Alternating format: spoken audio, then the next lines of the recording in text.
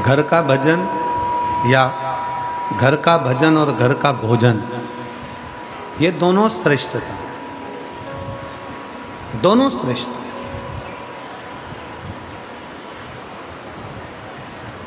भजन भी हमारे घर का और भोजन भी हमारे घर का।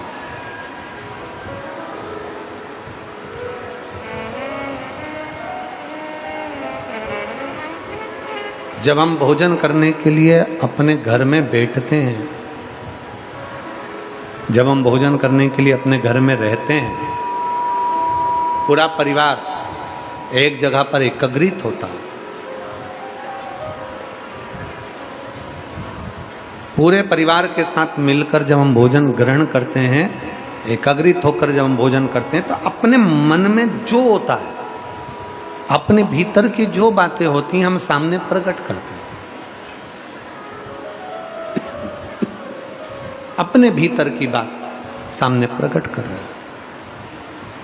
घर में रहकर जब हम भजन कर रहे होते हैं, घर में रहकर जब भगवान की भक्ति कर रहे होते हैं, घर में रहकर जब हम अविदल भक्ति को धारण कर रहे होते हैं, घर में रहकर जब हम भगवान की भक्ति में डूबे हुए होते हैं, तब हमें कहीं जाने की जरूरत नहीं पड़ती। सारे तीर्थ, सारे धाम, सारी नदियाँ, सारे तीर्थ जब जिस जगह पर बैठकर हम भगवान का भजन कर रहे होते हैं, उस जगह पर आकर विराजमान हो जाते हैं। उस जगह पर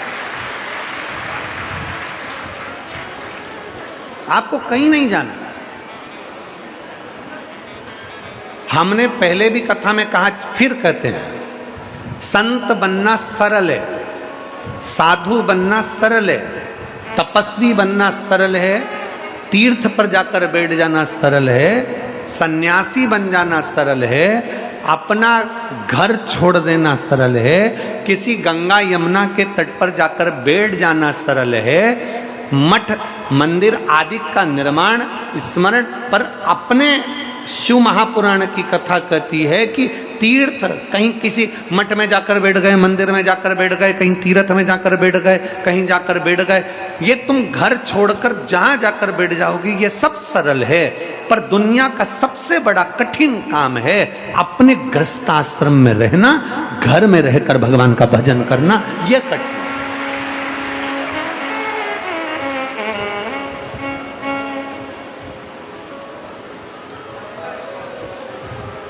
वो दुनिया का सबसे कठिन काम है।